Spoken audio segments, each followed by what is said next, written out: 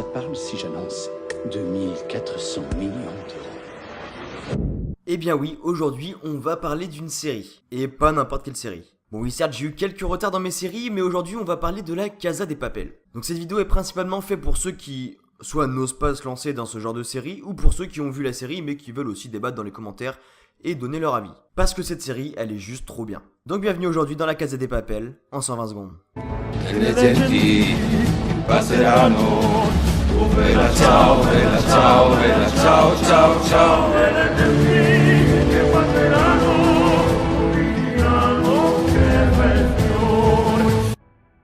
La Casa de Papel, du coup, c'est quoi?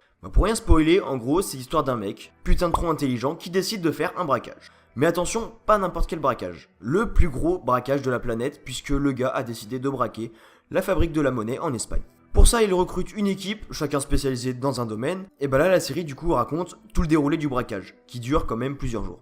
Bon, à l'heure où je vous parle, 2 saisons sont sorties, enfin 2 parties qui racontent la totalité du braquage. Pourquoi je vous conseille cette série du coup? Bon d'abord, l'idée de faire le plus gros braquage de la planète, c'est plutôt cool. C'est même extrêmement stylé. Ce qui est fou, c'est aussi que le braquage dure quand même plusieurs jours et a été élaboré par le professeur. Ensuite, la personnalité et l'histoire de chacun. C'est vrai, tous les personnages ont une histoire et une vraie personnalité. Par exemple, Berlin, c'est un psychopathe mais qui reste quand même assez intelligent. Rio, c'est un peu le mec innocent. Après, on a l'histoire de Denver et son père, Moscou, donc qui rajoute pas mal de choses dans la série. Bon après faut avouer aussi que certains ont des caractères de ouf, hein. Ah ouais, entre Tokyo qui pète les plombs et qui tente des trucs insensés, enfin des grands malades quoi, et en fait on adore ça. Après, des rebondissements constants. C'est vrai que pour une série comme ça, si le plan se passe juste comme il faut, c'est pas hyper intéressant. Alors que là, à chaque épisode, il y a un réel avancé de l'histoire, et sans arrêt des rebondissements avec le plan qui, on a l'impression, qui est foiré, alors que tout est prévu, et à l'inverse, soit quand on pense que tout va bien, un événement surgit et là c'est la merde. Soit quand c'est la merde, en fait c'est ce que le professeur avait prévu. Et ça c'est ouf. Bon ensuite, et là c'est un truc qui fait que la série est vraiment stylée. Les idées de génie du professeur pour le braquage. Vous le verrez, ou vous l'avez vu dans la série, mais le plan du professeur, il est juste incroyable. Après je vais pas vous donner de détails, mais c'est un truc de ouf. Ensuite, des moments plutôt improbables. C'est vrai qu'il y a certains moments qui sont quand même improbable. Entre les rencontres entre les otages et les braqueurs, mais là je vous en dis pas plus parce que sinon je vais vous spoiler, ou encore la relation entre le professeur et l'inspectrice Raquel, c'est des moments vraiment improbables. Ensuite, la crédibilité de la série. Et oui, pour un braquage de cette envergure, il faut quand même une certaine part de crédibilité.